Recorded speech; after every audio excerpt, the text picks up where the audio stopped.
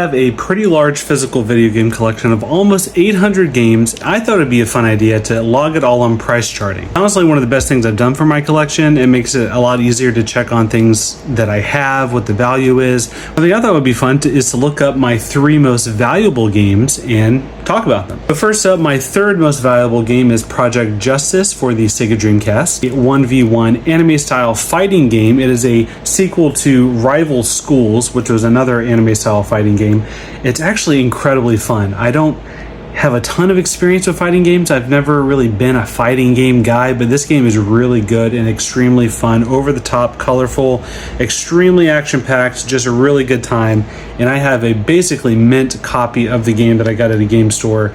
I only got this game maybe a year ago, not even, and it was around half the price that it is now, according to price charting. This game goes for about $170 right now for a complete in-box copy. Second most valuable game I have in my collection is the original Silent Hill on PS1. I only have the disc and manual. I do not have the original case. As you can see, there's no back artwork.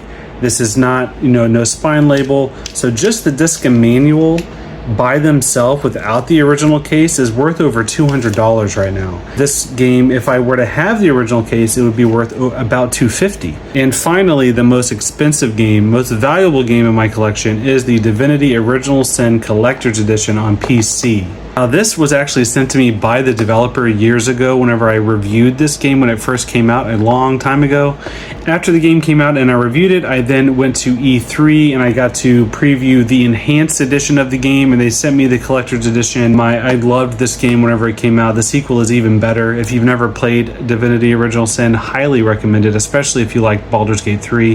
This is the same developer as Baldur's Gate 3. This collector's edition is really cool. It comes with, like the game on a disc. It's got some playing cards, a map, it's got all kinds of stuff. I've basically never touched it. I've opened it just to make sure everything's in working order, but I've never really touched this very much, so it's essentially new. It's not sealed, so it can't be counted as new, but complete in box, this goes for over $450 right now according to price charting. Let me know down below in the comments what your most expensive games in your collection are. I'd love to hear what kind of games you guys are collecting, what you've got stowed away.